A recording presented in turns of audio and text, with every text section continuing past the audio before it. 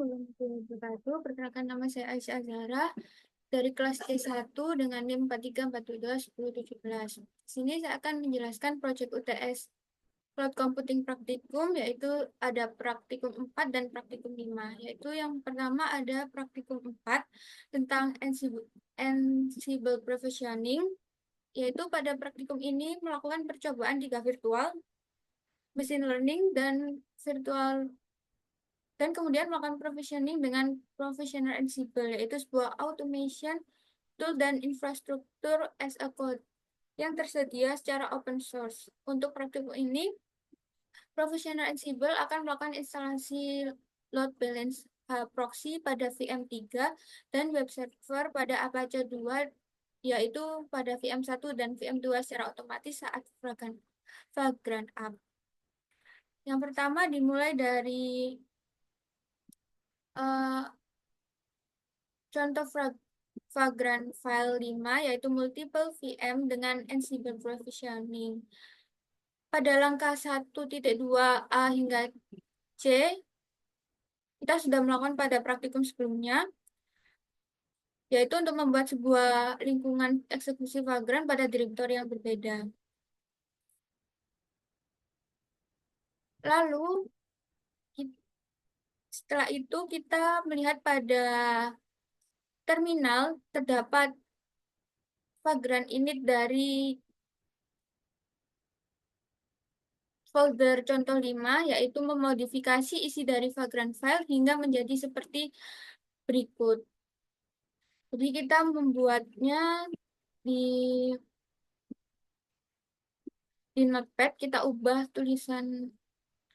isinya di Notepad.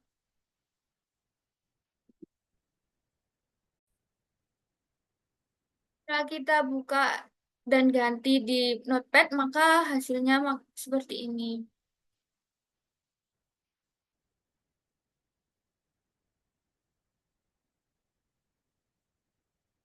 Lalu kita kembali ke terminal dan laporan.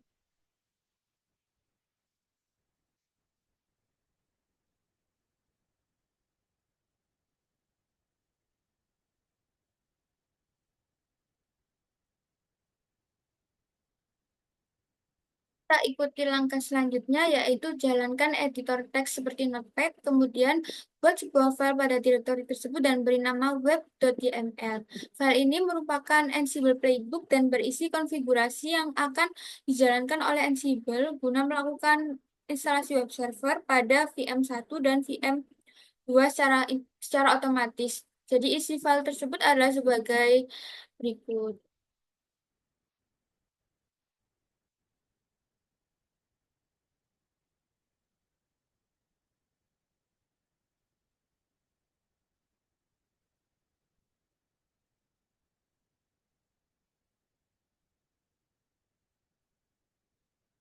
Nah, berikut setelah kita buka Notepad, maka isi dari file web.yml adalah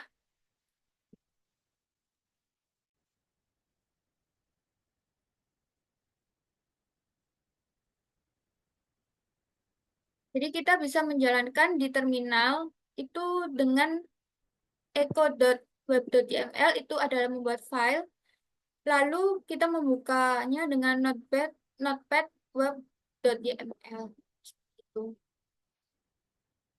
Selanjutnya, oh, ada perbedaan request dan time-nya juga. Lalu selanjutnya buat sebuah Ansible playbook baru pada direktori tersebut dan beri nama lb.yml. File ini berisi konfigurasi yang akan dijalankan oleh Ansible guna melakukan load balancer pada VM3 secara otomatis. Jadi, kita buat filenya dulu dengan echo, lalu kita buka dengan notepad 1b.yml.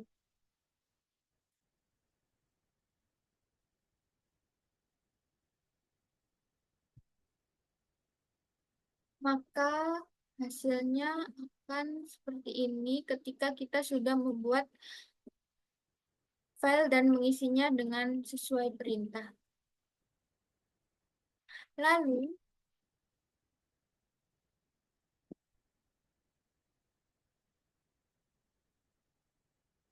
Selanjutnya, ulangi langkah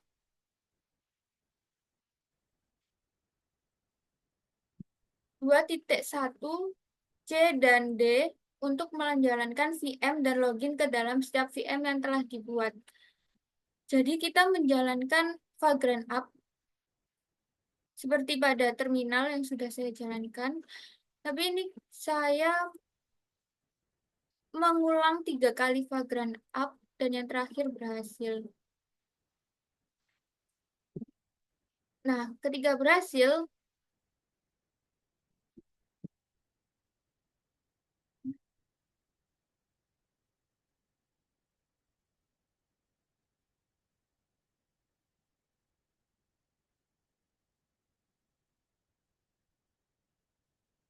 kita Vagrant App sudah berhasil.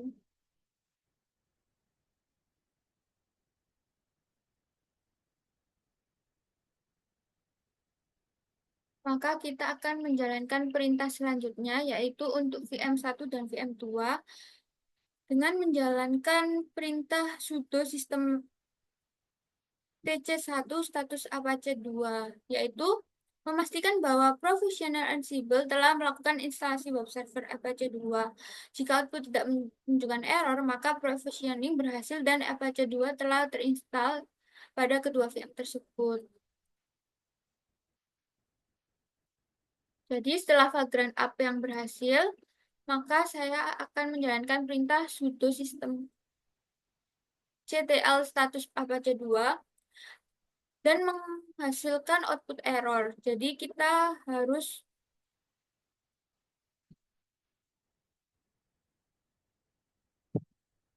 menginstal Apache terlebih dahulu.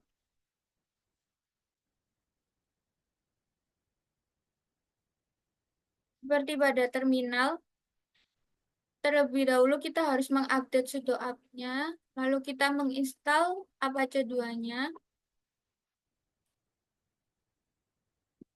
dan setelah itu maka kita bisa mengecek pada web browser. Dan hasilnya adalah berhasil dijalankan dengan URL terakhir 01. Selanjutnya, kita mengeksekusi VM2, yaitu kita masuk dulu ke Vagrant SSH VM2 dan menjalankan perintah sudo sistem tcl status Apache 2 seperti yang diperintahkan, dan maka hasilnya adalah error. Jadi kita harus mengupdate dulu, terlebih dahulu sudo app-nya dan menginstal Apache 2-nya. Setelah itu, hasilnya adalah berhasil dengan URL terakhir 02. Selanjutnya pada VM3, jalankan perintah pada VM3 untuk memastikan bahwa Professional Ansible telah melakukan instalasi load balancer hproxy. Jika tidak menunjukkan error, maka provisioning berhasil dan hproxy telah terinstalasi pada VM tersebut. Kita sebelum berpindah ke VM2, maka kita exit dulu. Dan kita menjalankan perintah Vagrant SSH VM3. Setelah berhasil, kita akan menjalankan perintah sudo sistem tcl status hproxy, dan yang terjadi adalah error. Jadi kita harus mengupdate dulu sudo app-nya seperti yang terlihat pada terminal, dan setelah terupdate, maka kita harus menginstal hproxy-nya. Nah, setelah berhasil, kita bisa menjalankan pada web browser. Dan di URL terdapat angka terakhir 03. Setelah berhasil mengeksekusi ketiganya, maka kesimpulannya adalah Ansible Provisioning menggunakan Ansible Playbook.yml untuk mendeklarasikan konfigurasi secara otomatis lebih fleksibel daripada Self Provisioning. Ansible provisioning dikatakan lebih simpel dibanding self-provisioning karena menggunakan deklarasi yang dijalankan oleh Ansible-nya untuk instalasi, sedangkan self-provisioning harus menuliskan secara manual di bus. Dan ini terdapat tabel perbedaan dari self-provisioning dan Ansible provisioning yang lebih jelas. Jadi aspeknya terdapat fleksibel,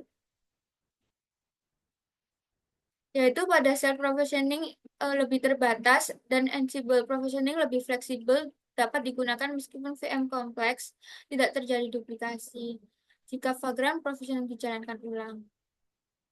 Lalu pada aspek duplikasi, yaitu bisa terjadi duplikasi jika menggunakan self-provisioning. Lalu untuk dari aspek kemudahan, self-provisioning harus menulis banyak perintah secara manual. Sedangkan Ansible cukup menggunakan deklarasinya saja, nanti Ansible yang melakukan instalasi. Lalu pada aspek multi-server, self-provisioning lebih sulit diterapkan di banyak server, sedangkan Ansible mudah digunakan di banyak server. Lalu untuk eksekusinya, prosesnya lebih cepat untuk tugas yang sederhana, sedangkan Ansible prosesnya membutuhkan waktu sedikit lama karena memerlukan konfigurasi. Jadi pada intinya gunakan self-provisioning jika hanya butuh instalasi lebih cepat dan sederhana, sedangkan gunakan Ansible jika ingin instalasi lebih rapi, fleksibel, dan bisa digunakan ulang di banyak VM. Contoh penggunaannya yaitu pada VM1 dan VM2, kedua VM tersebut menginstal Apache 2 dengan satu perintah saja menggunakan Ansible provision, yaitu pada file web.yml.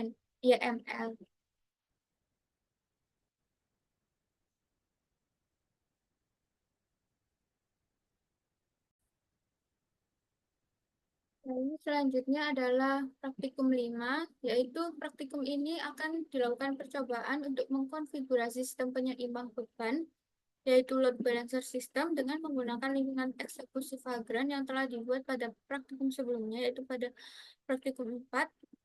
Pada akhir praktikum ini akan dilakukan pengujian sederhana terhadap sistem yang telah dikonfigurasi. Yaitu yang pertama dengan konfigurasi load balancer, yaitu gunakan lingkungan eksekusi Vagrant yang telah dibuat pada praktikum 4, yaitu kita Vagrant up pada contoh 5, pada folder contoh 5. Lalu setelah itu memodifikasi file konfigurasi hproxy dengan menjalankan perintah sudo nano seperti ini. Lalu pada bagian file, akhir file, kita lakukan, kita enter, dan pada akhir file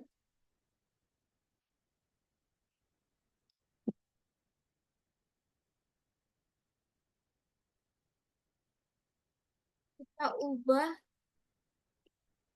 yang awalnya leskon menjadi round robin pada terminal. Kita bisa lihat pada terminal.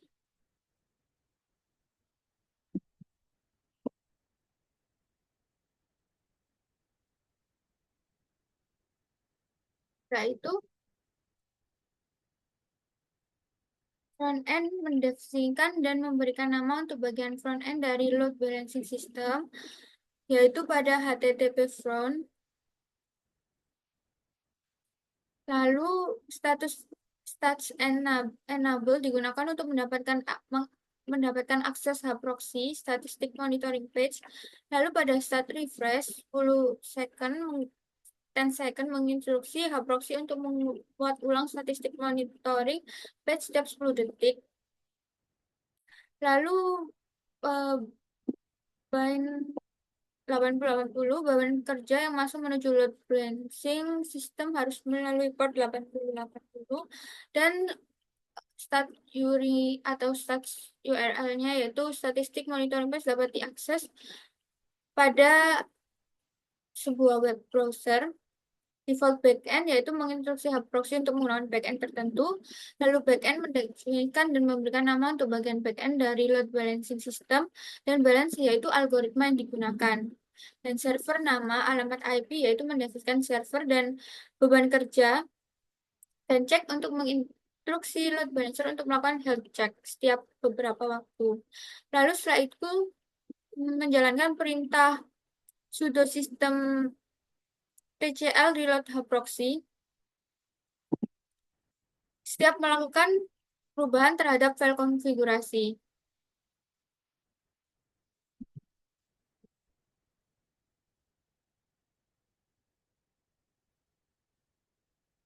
Setelah kita melakukan setelah kita melakukan perubahan, kita bisa melakukan Ctrl X yaitu exit.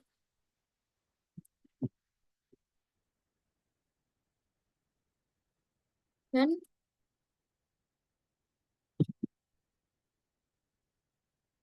dan menjalankan perintah sudo system TCL reload.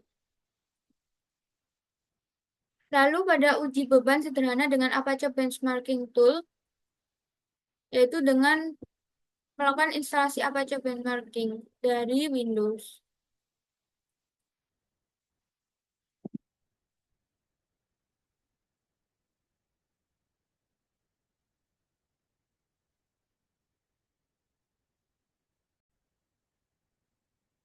Setelah itu kita akan melakukan pengunduhan terhadap Apache Benchmarking, yaitu pada web berikut.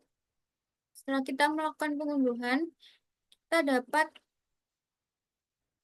melihat zip melihat dari zip filenya.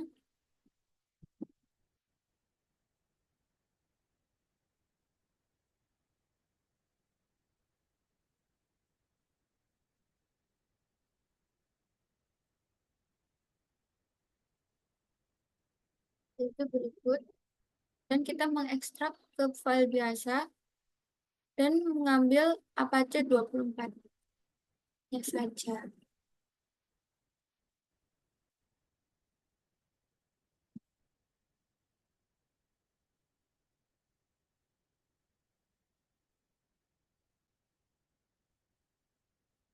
Setelah itu, yaitu mengakses hub proxy statistik monitoring page melalui link berikut, tapi karena tidak bisa setelah dilakukan percobaan beberapa kali, padahal sebelumnya bisa, maka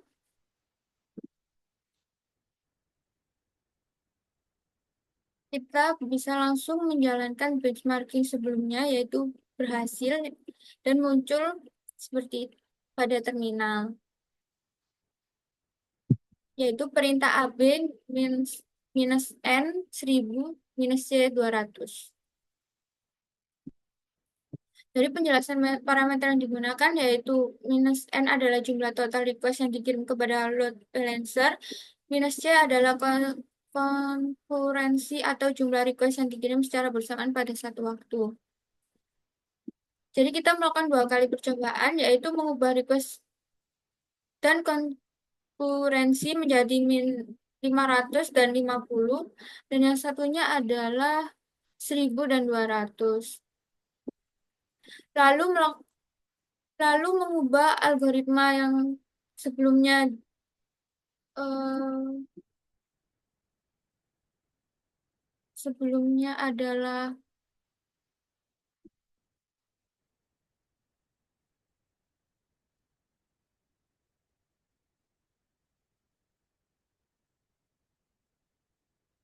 round robin menjadi leskon kembali.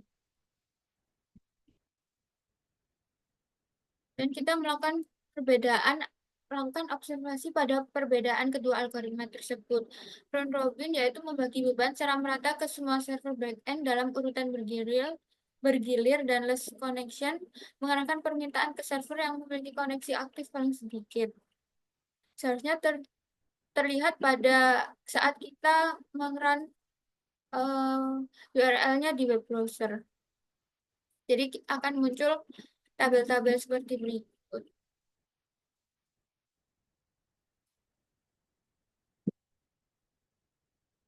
Jadi kesimpulannya dari pemilihan algoritma untuk load balancing yaitu jika ingin load balancing yang adil maka algoritma yang disarankan adalah round robin. Jika ingin efisiensi lebih baik pada server dengan kapasitas berbeda maka algoritma yang disarankan adalah less count. Lalu jika jumlah request dan konkurensi tinggi, less count bisa lebih optimal karena menghindari backend yang sudah sibuk. Jadi, fungsi dari load balancing adalah mendistribusikan request ke backend server, meningkatkan efisiensi sumber daya, dan mengurangi downtime ketika adanya banyak request yang terjadi. Jadi, load balancing adalah teknologi dalam cloud computing bertujuan untuk meningkatkan performa, skalabilitas, dan keandalan sistem yang mampu tetap berjalan dengan stabil dan bisa menangani lebih banyak pengguna tanpa mengalami server down. Itu sekian dari saya. Assalamualaikum warahmatullahi wabarakatuh.